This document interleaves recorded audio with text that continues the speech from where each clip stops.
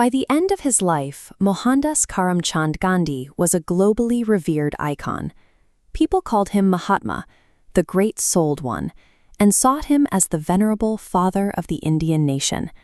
Through mass nonviolent resistance, he mobilized millions of people and successfully brought the British Empire to a standstill.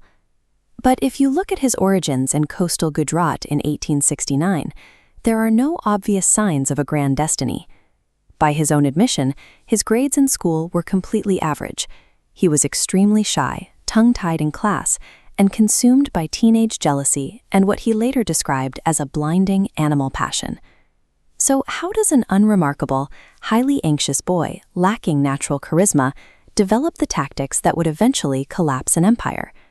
The answer starts with how he internalized 3 specific forces in his early life.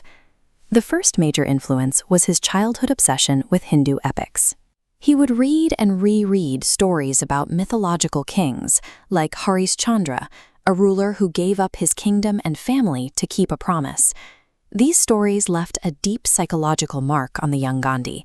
He began to view truth as a supreme, uncompromising action that a person had to live out continuously. The second influence was his mother, Putlibai. She belonged to the Pranami Vaishnava tradition, an eclectic Hindu sect. Her religious environment freely mixed Hindu texts like the Bhagavad Gita with teachings from the Quran and the Bible.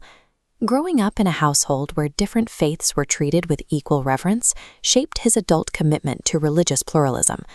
Putlibai was also exceptionally pious. She would regularly take strict religious vows and keep consecutive, unflinching fasts. In the Gandhi household, this extreme self-denial was completely normal. Watching his mother, Gandhi learned that true power and influence come from voluntarily accepting suffering upon yourself, rather than imposing violence on others.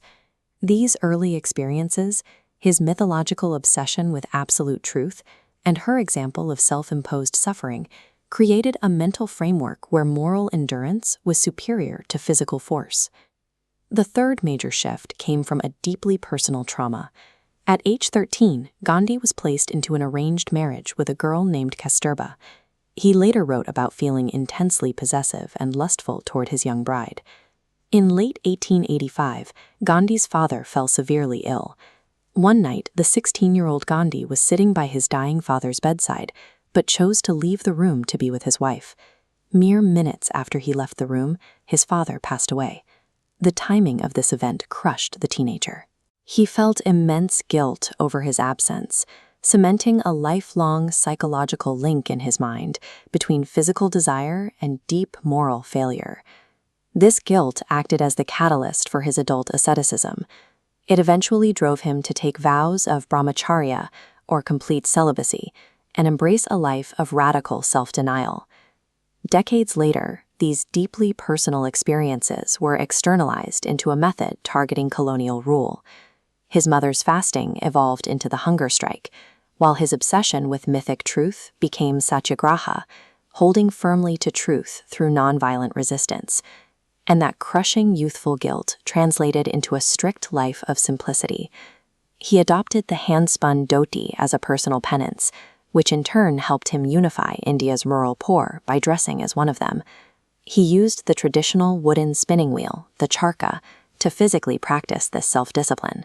By encouraging millions to spin their own yarn, he turned a simple domestic task into a nationwide boycott of foreign cloth, striking directly at the British textile industry's most profitable market. These tools worked.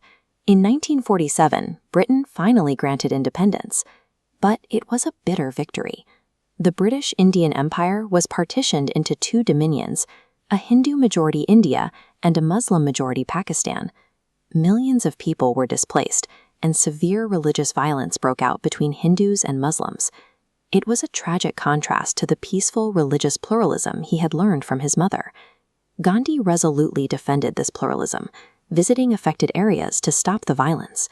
This enraged Hindu nationalists, and on January 30, 1948, a militant named Nathuram Vinayak Godse fired 3 bullets into Gandhi's chest at an interfaith prayer meeting.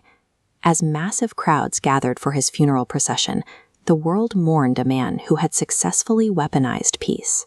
The tools that dismantle empires are rarely magically bestowed. They are meticulously forged from the ordinary materials, the early traumas, and the deep personal flaws of our own beginnings.